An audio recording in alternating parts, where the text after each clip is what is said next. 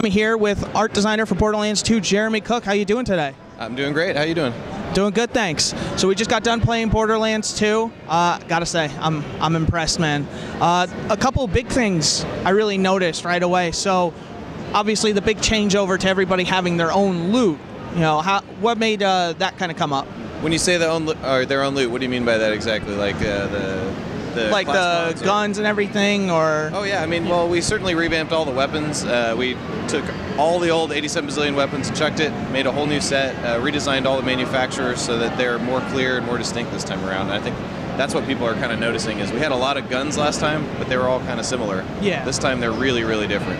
Yeah, I noticed that a lot of big differences. And then the other thing I noticed, another big change, was the class abilities. I noticed specifically, like with the Siren, it's definitely more supportive, whereas in the first game, the Siren was kind of turn invisible and run away to save yourself. Yeah. What kind of, is that to emphasize more of the co-op aspects?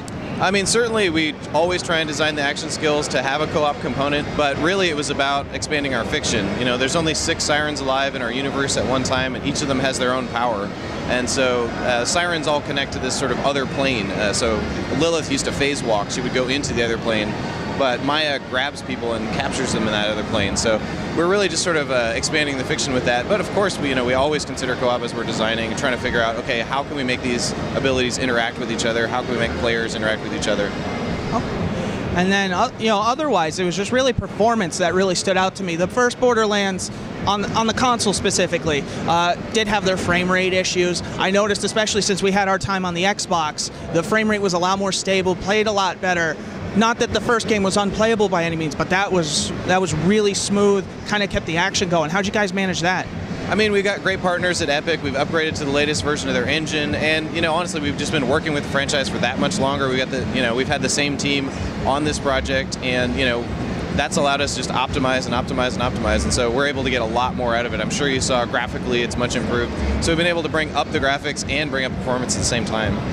I'm sure you take a lot of credit for that, right? Oh yeah, it was all me. No. It was really our, we have this central code team, and they're just a bunch of total badasses. They do incredible stuff every day. We just come in and like, oh, we found 4 more megs, and oh, it's now 3 frames faster, all that stuff. So these guys are amazing. Yeah. And I noticed too a lot more larger enemies. Is that is that more of a scale thing, or is that more to diversify the kind of enemies you're fighting? Well, we saw people really loved the scale of our world, but we wanted to kind of take it and make it even bigger and more bold. You saw the color got brought up, the scale got brought up, everything just sort of match our really over-the-top gameplay.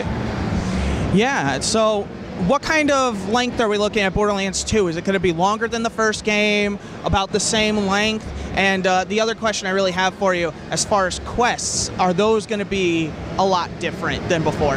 Yeah, certainly. We redid the quest system, so now you have optional quests that you can do. You have repeatable quests, and you've got quests that might have a surprise objective, for example.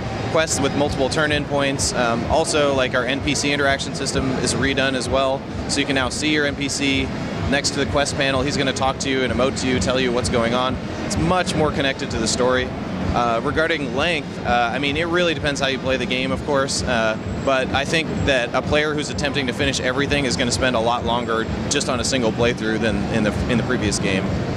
Okay, and one last question. I just got to know, can I ride with the Scooter Man?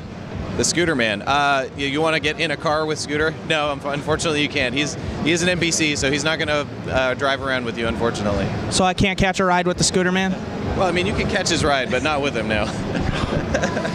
Borderlands 2. No, I'm just kidding. No. All right, guys. This has been Jeremy Cooke with Borderlands 2. I want to thank you for taking the time to talk to us today.